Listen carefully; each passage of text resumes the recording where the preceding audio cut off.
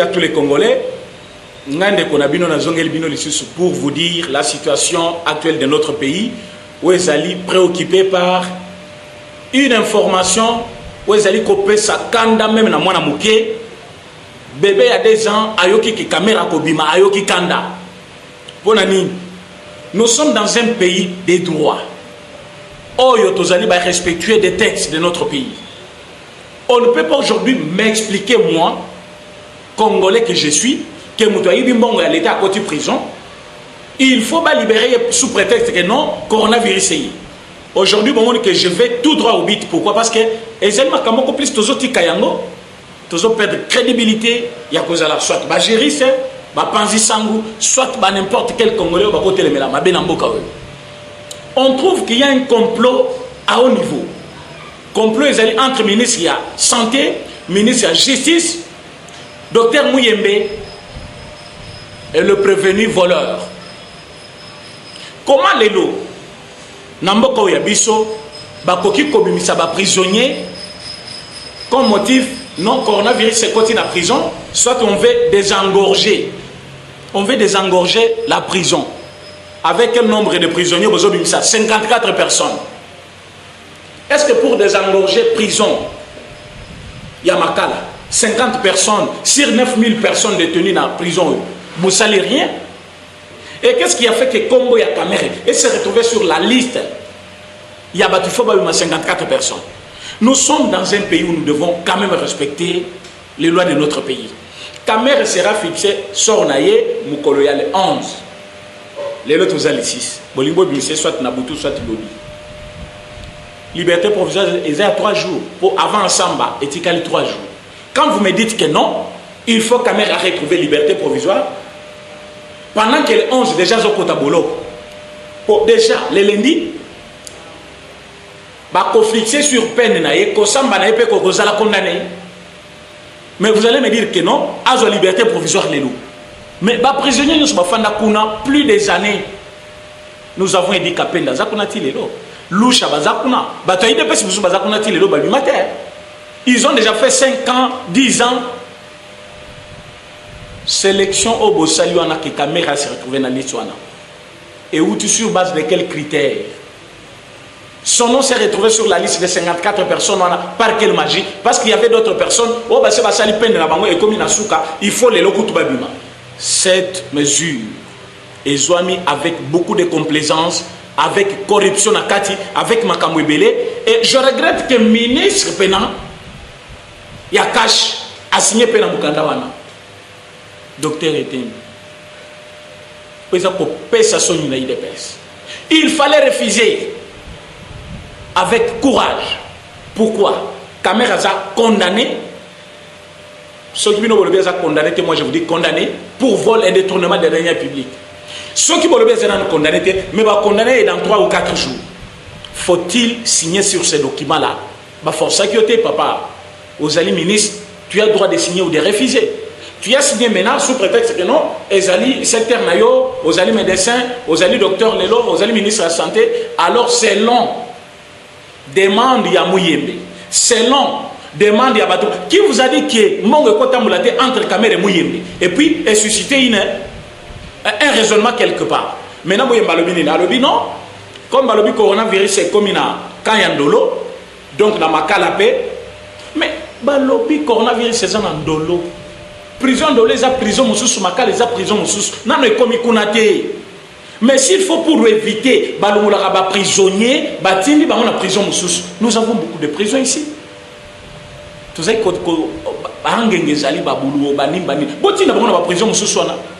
pourquoi Kaka Namakala et qui vous a dit que ceux qui pandémie est frappé prison, il faut comme ça libre. Ils sont prisonniers parce qu'ils ont fait quelque chose du mal que la loi de notre pays punit. Et comme prétexte pour nous punir, il faut faire la prison. Maintenant, il y a une prison parce que pandémie est. Donc, à chaque pandémie, il y a un prisonnier. Mais le dimanche passé, le ministre de la Justice et Garde d'Assaut, M. Tunda Yakasemi, a bimé si la prison, je vous dis, sélection moko et salemi à Bakuluna. abimisi leader ya bakuluna nyonso ya Tchangu. Dimanche à commune à Tchangu batambwisi na bande kone kuluna tous les quartiers en Ndili wana na 15 heures na butu kuluna banditi 4 heures bazo kata batu soldat kuto akokite policier akokite na Ndili mais muto na bimi prison les mêmes jours ba camarade na tout ba force toi tika ki banda batika ki bazo bundela sorda ye qui a fait que tuna ka sinda bimi sabato na prison et puis bazala ka bakuluna. N'y a-t-il pas un complot? Bazali Kolokate va semer des ordres pour que Balobaki voilà, depuis qu'il dirige, il n'y a rien de bon. Est-ce que cause de la complote Bacha qui n'y a été Nandil? Boyo qui était Nandil Kakade, autant Waleka qui babete les maboko, autant Waleki Nandil, Batu babete maboko na Tchangu. Tant que zo misabamo na prison. Boyo pourquoi zo misabamo? Sélection ya ko misabamo et salemi ndengenini. Directeur ya prison. Tu risques aussi d'être arrêté. Bato na babimi dimanche. Le même dimanche, Tchangu et Ningani, batambwisi bango Tchangu mobimba. Na butu kulu na boko salemi comme jamais vu tant wazaki na prison parce que c'est lui le leader. Lelo, bobimisi bakulu na squan cravate. Muto ibi mbongo plus de 370 millions à l'État. À côté boloko, nan basambisiete, balobi sa fuite est à craindre parce que faute à ça les aggrave et de preuves sont tangibles. Comme bagarder Yekuna. Vous venez maintenant nous dire non, Batikaye. Liberté provisoire. Ce qui est liberté provisoire, oh, Basenga qui par requête, vous avez rejeté la requête. Basengi deuxième fois, vous avez rejeté la requête. Parce que vous avez trouvé que les fautes commises par le monsieur sont graves. Maintenant, vous rejetez liberté provisoire, oh, Ezala qui légal. Parce qu'Azali n'a pas prévu Ezali ma casse contre lui. Comment voulez-vous pour une pandémie, au lieu de changer les prisons, pour changer les prisons? Moi, je suis venu pour dire que je suis contre liberté provisoire à Kamere. Même ceux qui ont Samba, à Samba, Lingebalobi, na audience foraine. Audience foraine, c'est-à-dire qu'on a un niveau de prison, Batouba Kozala. C'est une audience publique, on a évité cette audience Sezaka. Audience Sezaka privée, audience Sezaka toujours publique. Audience Sezaka, Batouba Zalakawana Kaka. Même si on a 20, Bazaka, Batouba Zalakawana. Audience Sezaka publique. Quand vous dites non, ça c'est publiquement, il va dire, mais moment il a une occasion favorable, officielle. Il y a Koloba Makamunyoso, qui n'a pas Kimbongo, n'a simbi sa pas fati. Et là, il y a Sabato Yangwana. Azar la vérité à Koloba, média Nyonsoya, Tozo Zelale 11, média Nyonsoya, caméra Lobake non, voilà Mbongo na Ibaka, n'a pas ça à Félix, soit Félix, vous doit dire qu'il y a Iba. Babé Télé Mabo. Mais comme ça n'a été, même si on peut se Makamba Bongo. Bakosan Bissé lokola Jacob Zoum après mandat. Bakosan Bissé était pendant qu'il est en mandat na yo bako destituer était lokuta na yo. Bozo ko sana boyebi droité. Biso to zaba respectueux des textes to fandel ba texte mikonyonso. Tamino bozo ngana kuna na biso to tanga ba texte. Soki lelo lobino boyebi na Tshisekedi bako kanga été. Bako destituer pays été. Bako zela pour pas punir na mandat oyoté. Na fin ya mandat na ye. Mais cela aussi ne va pas entamer sa réélection dans deuxième mandat. Pourquoi? Parce que dès lors qu'il n'est pas condamné, il n'est pas jugé, il est toujours candidat à sa propre succession. Et dès qu'il est voté, Bozeli deuxième mandat ici, Nasuka mandat n'ende baga au Samisaï. Yo vous après 20 ans pour au Samisaï. Vous avez 20 ans. Ça sera difficile. Ce qui veut dire que l'exatant n'a été plaide coupable. Monsieur Kamel, c'est un conseil que je te donne. Batouana bozo mona, au bas conseiller juridique, bah aider yoté. Il fallait plaider coupable, il fallait coopérer avec la justice. Au lobby voilà, mes frères, j'ai volé. Je ne savais pas que Tshisekedi allait terminer une année. Comme Assisi une année était, Babomiye soit Balumoulié, comme ça tout le monde a mapoto sur la campagne, on a joué Kimbom. Maintenant qu'il n'est pas mort au Kangingaï, bon on a bien angoyo. Bopé sangé tumbo na kokozwa, nazonge la vie n'a normal. C'est plus facile. Mais tu as dit non, j'ai des choses à dire. Attendez, vous allez voir. D'abord, Bolukimoto. Est-ce que le directeur de cabinet a oui. Quand il écrivait des lettres ici, tu sais que le Mikando commun, ça ne m'engage pas. Allez, ils ont là. C'est un fautif. Maman Olivier, on a sur Maman Olivier. Quand vous l'appelez Maman Olive, ils allaient force moro démoniaque, Liboso. Vous lui donnez toute sa responsabilité en tant que première dame de Ngazalak. Moto a passé message wana Azali, prophète Mongo ya kosakana été mondial. À lobby, so benga madame, c'est aussi respecter la femme. Mais ko benga maman Olivier, et il nous a dit ça.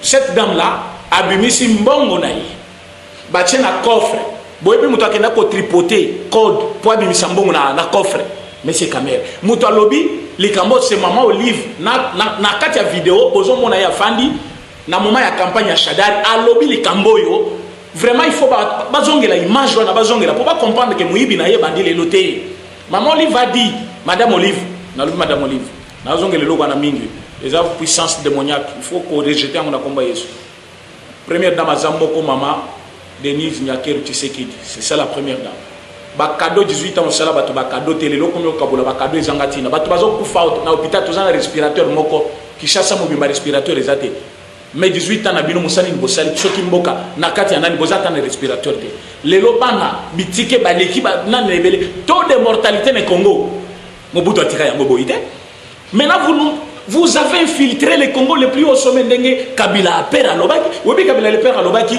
na Congo tous avez infiltré le plus haut niveau pourquoi ngai na sengi armée rwandaise s'est retirée mais na moni batambo mamba toute cette kermesse là de voleurs donc déjà à l'époque monsieur Tambo Mamba ba cité na munokoya mutu babengi na kombo ya Mzee Laurent Désiré Kabila balobiye na ba wamba soki wamba bazaki déjà ba kermesse de voleurs comment bazaki déjà ba voleur à l'époque là Kabila oyo babengi Kabila fils a commis ses collaborateurs numéro 1 jusqu'à Kocha ministre de la justice mutu abomi ba congolais a revendiqué que avion wana biso leto abattre yango ba se tromper que ba militaire bazana kati ba bomi ba civil même propre ndeko na ye na kati wana et aujourd'hui il devient la référence au bateau ba mama moko bo bazanga tina chapelle ba mama bazanga tina po mama na ngai pena akokota na lisanga ba mama lokola ba mama anate ote nous soutenons vous soutenez qui mutu afingi basi nyonso to mona quand même na ba mboka soki o take mwasi ba mama ya mboka mobimba ba ye parayo mais lelo ba fingi mwasi ba musu ba non biso to ba ya FCC c'est quoi les plateformes ko pensa na kalate ba to ko pensa na mundo mutazongi na kunaye mais yo ko tika la ka mama ba fingi ba mama ba regi c'est que poste mama nyonso za na sentiment azana makambo na ye privé tu as aussi quand même une ambition à cause de mobali ya malonga oyo lingaka mais parfois il y a une ambition en até ceux qui ont sali ba cour aya ko lobango na perchoir mais ce que maman Ngoya pe madame Ngoya la sénatrice a le pesa ki bongote et cette dame là a affirmé que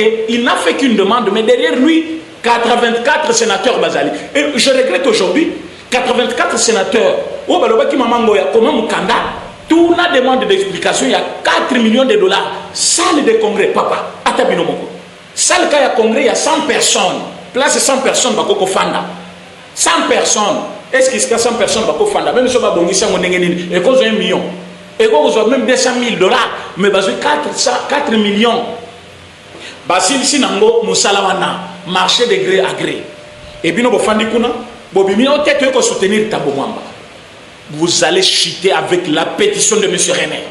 Pétition est tamboli et votamé dans a jeté dépôt nango au courant de cette semaine tolo ba mukolote parce que ba bomi oluka ba ko empêcher bisoti nanzela ba ko empêcher bisote bisota ba to IDPS to respecter mesures de prévention ya Covid-19 au chef de l'État pes to ko kende moins de 19 to ko porter ba cache na biso et l'asbel sur lesquels porte cette pétition et allez à tous les documents. Ne vous hasardez pas, nous sommes bien préparés. Toko déposer pétition na biso, plus cette plainte ezakuna, je vous dis Tambo Mwamba va dégager et dégagement ya Tambo Mwamba presque Kabili Mobimba, bazolo manakati ya parlement. Sobo kebité tozo pense à parlement, crise économique et c'est côté, mbongo va supporter dans notre budget ya semence belé 320 millions l'an. C'est beaucoup. Ba congolais bazo profiter ni na katiwan. Congolais va profiter. Mais vous avez tout ce qu'il faut. Tambo Mwamba l'a dit, jamais suffisamment pour nourrir ma famille, jamais. Donc vous en avez ébélé.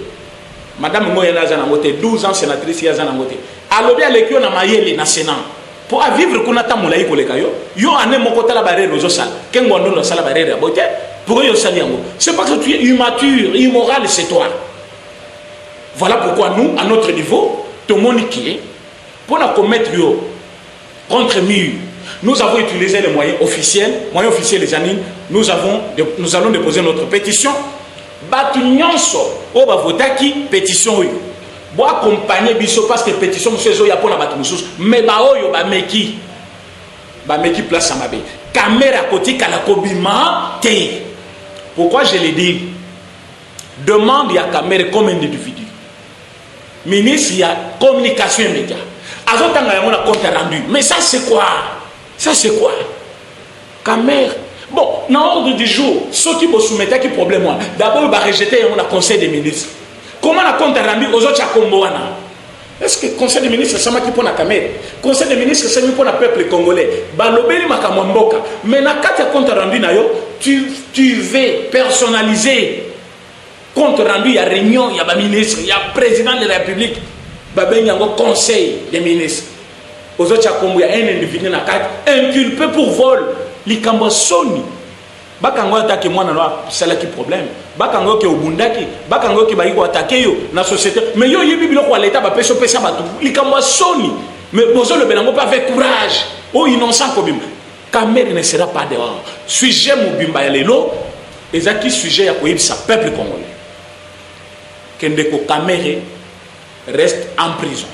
Batu balalité, batu babenga butu butu. Président René, mais comment ça va se passer? On ne comprend plus rien.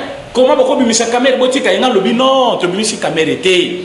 Demande de Salemi naba ministre na tout kotanga ministre de la justice, ministre de la santé, oh ya nani docteur Muyembe, naba tumususu, ba komi mukanda ba lobi comme coronavirus c'est comme quoi attaquer. Ba prison, il faut tout partager ba tout. La prison, liberté provisoire. Mais chose grave, chose grave, prison elle peut contenir 9000 personnes. Sur la liste, il faut trouver liberté provisoire 54 personnes. Parce que mais sur 9000, vous avez 54 personnes. Est-ce que vous avez le côté? Ça représente quel pourcentage? Maintenant, s'il faut que l'on la prison, qu'est-ce qui manque? Parce que les prisons sont beaucoup vides. Et Kabila n'avait pas construit des prisons. Pourquoi? Parce qu'il tuait les gens du jour au jour. Moi, dans la prison, ils étaient. Les leçons, surtout, ils ne peuvent pas trop. Tant que vous avez balali ceux qui balali n'engini sambilamba balamuki ote toki kufunda mukuna ala ça va preuve que l'armée ba généraux rwandais basal. Mais monsieur, vous blaguez ou quoi? Armée n'a pas besoin d'infiltrer selon vous.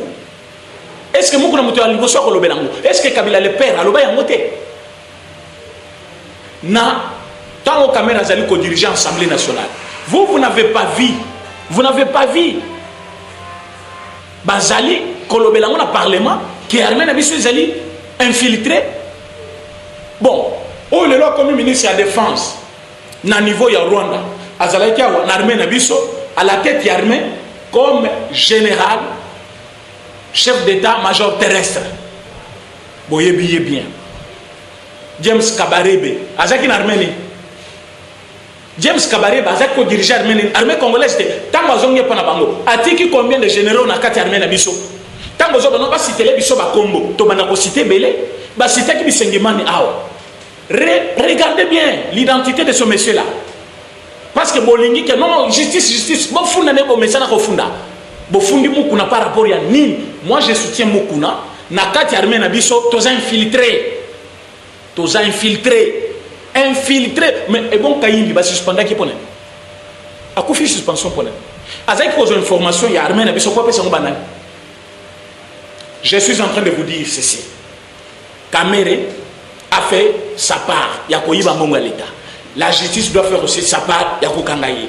Mukuna a accusé Kabila. Parce que Congolais n'ont choisi Kolinga Kabila a se séparé de Tshisekedi. Pour quelles raisons? Il a mal géré. Il a tué. Il y a eu des mécontents. Maintenant, il y a quelqu'un qui prend la responsabilité de tous les Congolais. Il y a Kofunda Moutouana pour se accompagner. Un groupe d'individus Bimi. Bon, avant Bino. Bozo gain des causes pour basambisa Mukuna, babanda kosambisa Kabila. Soki Kabila longi comme ça, plainte à Mukuna et jupe place. Bofondi Mukuna en retard. Mukuna n'a porté qui plainte avant. Avant que Mukuna soit jugé, Kabila doit d'abord être jugé. Comme ça, il y a biso, nana boma chebeya, nana boma botete. fausse commune de Maluku enquête nango toza wapi guerre ya Kasai to suka wapi maintenant ceux qui toyebi ba vérité wana nyonso maintenant vous allez nous dire que non muku n'avait tort oyo bokomi biso la kisabiso genou makambo sebi ya buzoba wana boke bo lancer mo pe na réseaux sociaux bokomi la kisanga bana Kasamba sengi pardon te alobi montage na sala ki ya caméra ezaki erreur ya machine atie émission mobimba alobi tala nde botiki caméra zo kufa na prison motu ya caméra mais le reste ya motu mususu lelo asengi pardon publiquement na télévision na télé 50 bande passante atie pena les télé 50 s'excuse pour une image mais imaginez-vous tant que motu azali commenter image lokola ya grand sportif comme celui-là au juste comme il y a politicien congolais au salaire mission mobima et qui erreur par hasard ou c'est consciencieusement au salaire pour dénigrer IDPS. Donc Kasamba n'est pas journaliste, Azam militaire un peu perdu pour dénigrer IDPS comme Ayamba qui Peter Kaza du mouton IDPS a une image.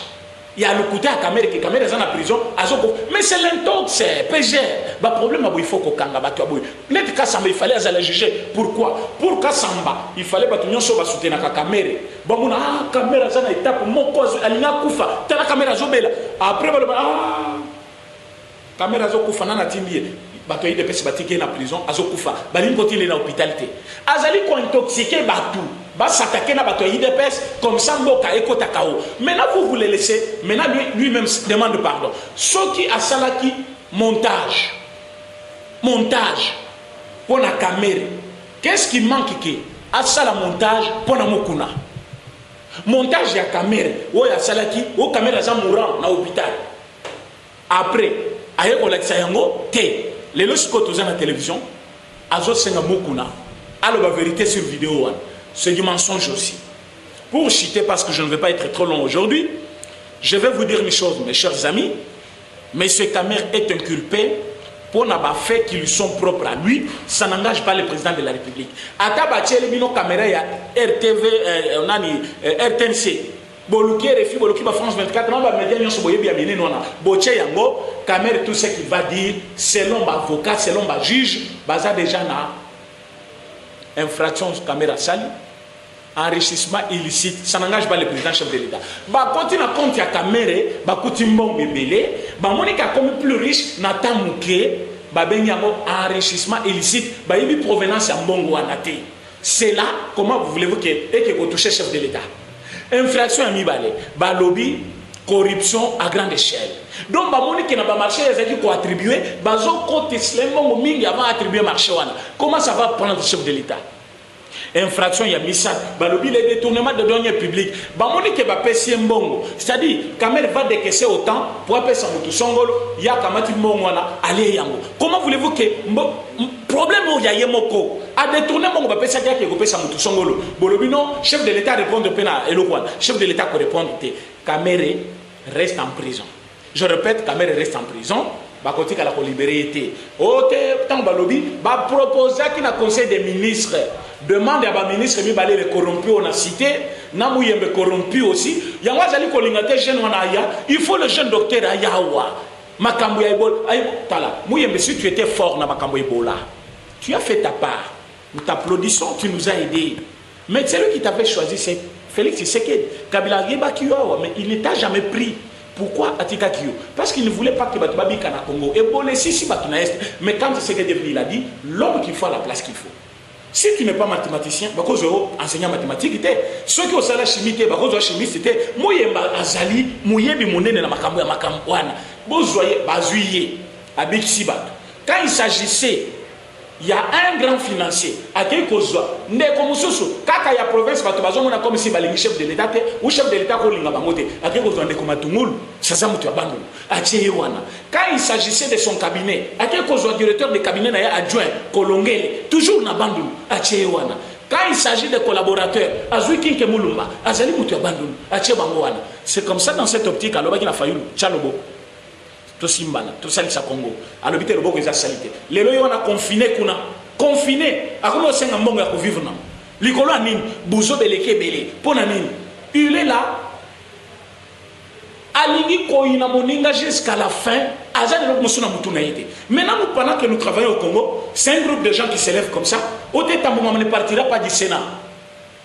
Ceux qui kofinga, ceux qui bakolisa kinga mabe, ceux qui n'ont pas une bonne éducation, papi tamba olinga ko finga malelo na ninga jeté, mais na yo, na rimaji, na jamar kasam. Réserve nazo réserver les bino et zali basel sanga na bino o babengaka émission contradictoire. Bino boy bisanga o bossel dans 18 ans, ngane bisabino biso tout ça dans une année, comme ça peuple congolais à chaque point.